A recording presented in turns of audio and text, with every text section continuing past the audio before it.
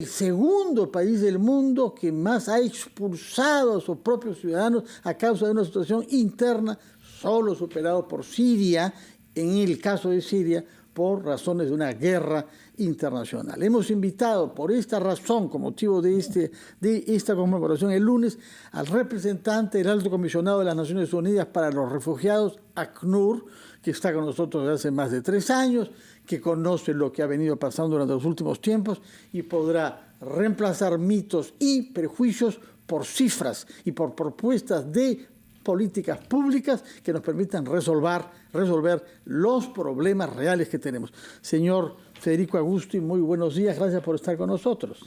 Muy buenos días, Fernando, un placer estar con ustedes aquí en RPP y bueno, poder aprovechar para comentar un evento bien importante que es el Día Mundial del Refugiado, que se celebra el 20 de junio y que es un momento que nos invita a reflexionar sobre las crisis del desplazamiento en el mundo y también aquí en la región y particularmente en Perú. Ahora, usted viene de un país como Argentina, que se jacta justamente de haber sabido acoger una enorme cantidad de población extranjera que llegó a lo largo del siglo XIX y principios del siglo XX, y es uno de los países en ese sentido con más diversidad por horizontes de origen, porque tiene una de las comunidades judías más grandes del mundo. Creo que después de la norteamericana y de la francesa, la Argentina es la tercera, usted me corregirá, pero tiene una población musulmana de lo que fue el Imperio Turco desde el siglo XIX, y todas las nacionalidades están representadas, y es un motivo de orgullo y de identidad nacional. Hay la frase famosa de Borges, que todos recordamos acá,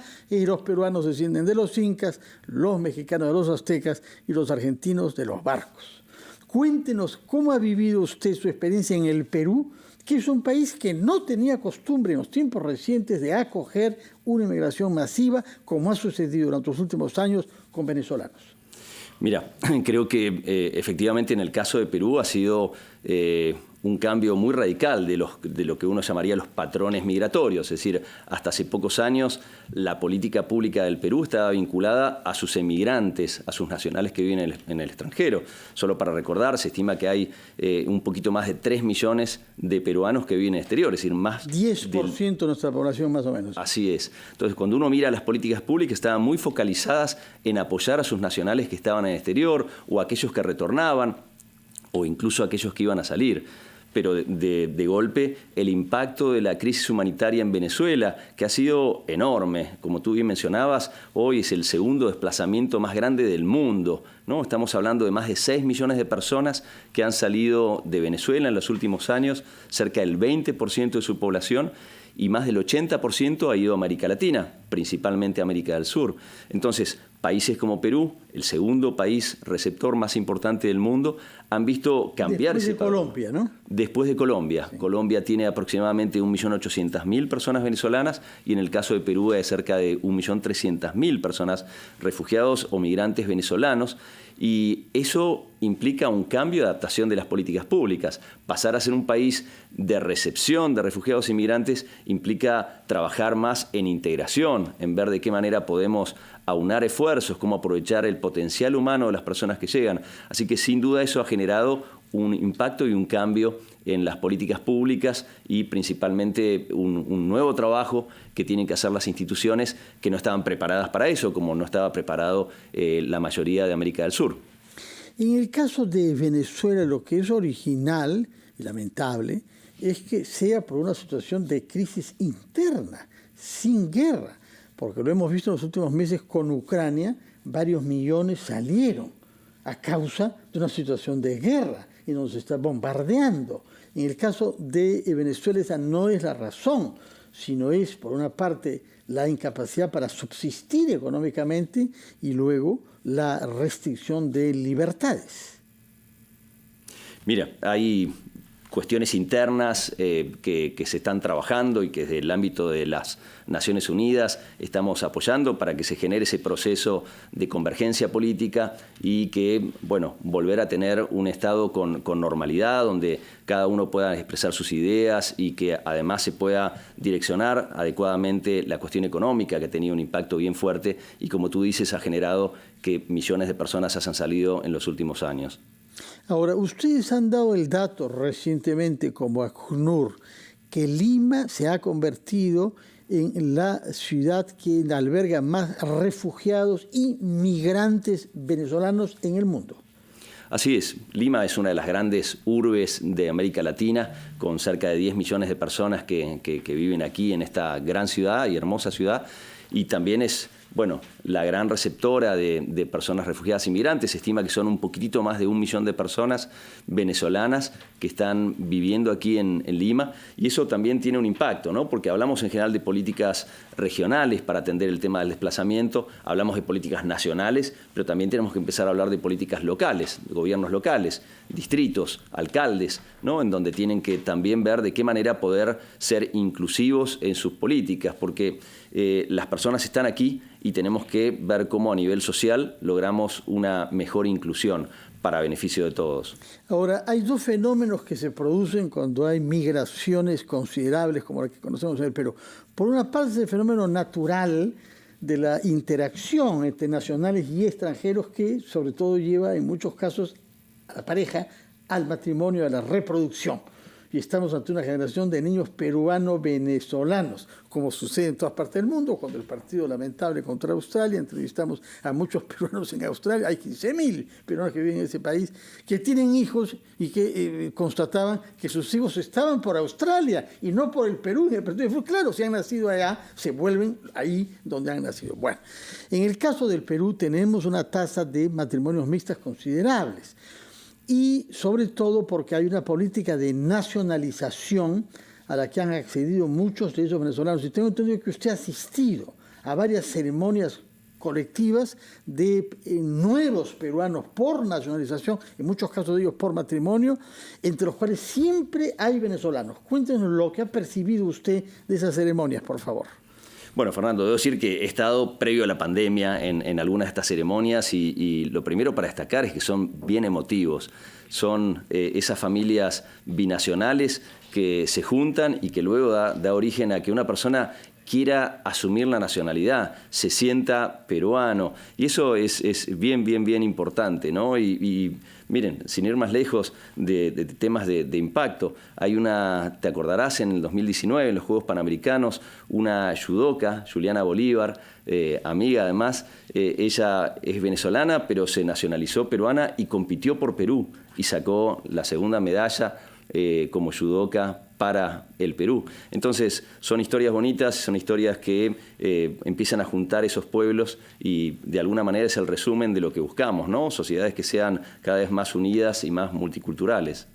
Ahora, el otro tema importante es qué ha hecho el Estado para contribuir a la integración de los extranjeros y de la distribución en nuestro territorio, porque nos habla, en Lima hay 1 millón, lo cual es un porcentaje bien elevado de la totalidad. Quiero que nos diga qué políticas públicas hay, y el otro tema que quiero abordar con usted es cuál es el impacto que la crisis alimentaria y el alza de los precios para comer tiene sobre esta población inmigrada que sufre mayor precariedad y que se puede defender menos, porque no tiene acá familia ni tiene una cobertura de ese tipo, frente a la crisis alimentaria que estamos viviendo. Nos lo va a contestar el señor Federico Agusti, representante de ACNUR, de la ONU para refugiados en el Perú, después de una breve pausa. Estamos conversando con el representante del Alto Comisionado de las Naciones Unidas para los Refugiados en el Perú, el señor Federico Agusti, al cual queríamos que nos explique cuál es el impacto de la crisis alimentaria en general en el mundo, porque eso está causando que haya migraciones en varios países, y luego cuál es el impacto en el Perú tal como usted lo ve. Mira, creo que hay 2 temas muy importantes. El primero, la crisis o el conflicto militar entre Rusia y Ucrania, países exportadores de cereales y además de fertilizantes. Lo sabemos desgraciadamente muy bien el Perú. Así es, y el impacto es global. Y el tema de fertilizantes está recién comenzando porque tiene que ver con las cosechas, con las siembras y luego finalmente con las cosechas. Así que está claro que hay una alarma a nivel global y que nos preocupa a todos, y es importante poner cartas en el asunto. Ya la OMS ha tenido reuniones e incluso el Consejo de Derechos Humanos por el impacto que está teniendo a nivel global, porque tiene que ver con la cosecha de alimentos, pero también con el aumento de los precios de los alimentos, que es un tema complejo. A eso se le suma cuestiones vinculadas al cambio climático, en donde varios países han sufrido el impacto del cambio climático, que hace que cosechas muy importantes no estén dando los resultados que daban en otros años. Entonces, ambos sumados está generando, obviamente, problemas alimentarios. Y sin duda, las crisis alimentarias también generan desplazamiento. No solamente por falta de alimentos en el país de donde salen, sino también en los países que los reciben. Y en general, cuando hablamos de refugiados, de migrantes en situación vulnerable, de personas que salen por cuestiones alimentarias, en general son personas que están en situación vulnerable, no los que tienen más recursos, y se encuentran o llegan a países que también tienen un problema de ese tipo. Entonces, ahí hay grandes desafíos de todo tipo. Hay organizaciones bien importantes y especializadas que están trabajando, como el Programa Mundial de Alimentos, en buscar soluciones y respuestas conjuntas y articuladas, la FAO. Hay varias organizaciones de Naciones Unidas que buscan trabajar con los gobiernos en encontrar soluciones sustitutivas o complementarias a las que ya se vienen realizando. Pero sin duda es un tema para tomar muy en cuenta. ¿Y qué políticas públicas deben implementarse para que no haya una concentración de los inmigrantes en una sola ciudad o en algunos pequeños barrios, sino tratar de que vayan ahí donde hay trabajo y en donde en consecuencia pueden integrarse más fácilmente? Bueno, quizás hay como etapas y procesos en general cuando hablamos de desplazados, refugiados, migrantes. La primera suelen ir a los lugares, actualmente a ciudades, a espacios urbanos donde hay la mayor concentración de demanda de trabajo. Y eso es natural, cualquiera de nosotros lo haríamos, porque lo que requieren son ingresos para ellos, para sus familias o para mandar remesas a los países de origen. A partir de ahí, las posibilidades de ir yendo a otros lugares tienen que ver también con información y conocimiento. Es decir, uno va a Arequipa o a Tarapoto o a Iquitos en la medida que tenga información de que en esos espacios hay oportunidades laborales donde se puedan insertar y además haya un espacio receptivo para que puedan llegar. Entonces, diría que estamos recién como avanzando en esa primera fase. Personas que han llegado, que se han asentado en lugares donde tienen recursos o posibilidad de insertarse laboralmente. Lima es una ciudad que tiene además un mercado informal gigantesco y eso facilita el acceso al trabajo de los recién llegados, porque las barreras de ingreso para el mercado laboral aún informal son menores.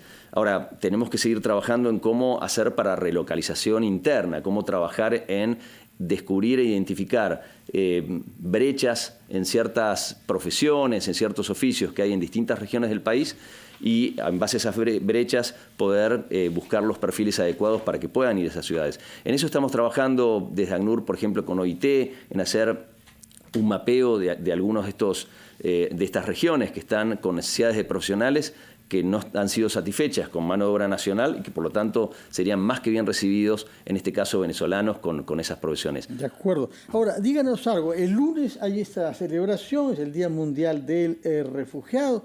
Hay que recordar que el primer refugiado latinoamericano fue San Martín, el general argentino, padre de la independencia del Perú, que pidió una visa para residir en Francia, que se la rechazaron. El año 1824. Así que la cosa comienza con los comienzos mismos de nuestras repúblicas. ¿Qué se va a hacer para conmemorar el lunes? ¿Qué hacen ustedes este Día Mundial del Refugiado? Bueno, empezamos ya mañana, el domingo, y por supuesto aprovecho a invitar a toda la audiencia que nos encontramos en el Óvalo Miraflores a las 8 de la mañana para hacer... Parque Kennedy. Parque Kennedy, exactamente, para hacer una caminata por los refugiados, una carrera por los refugiados.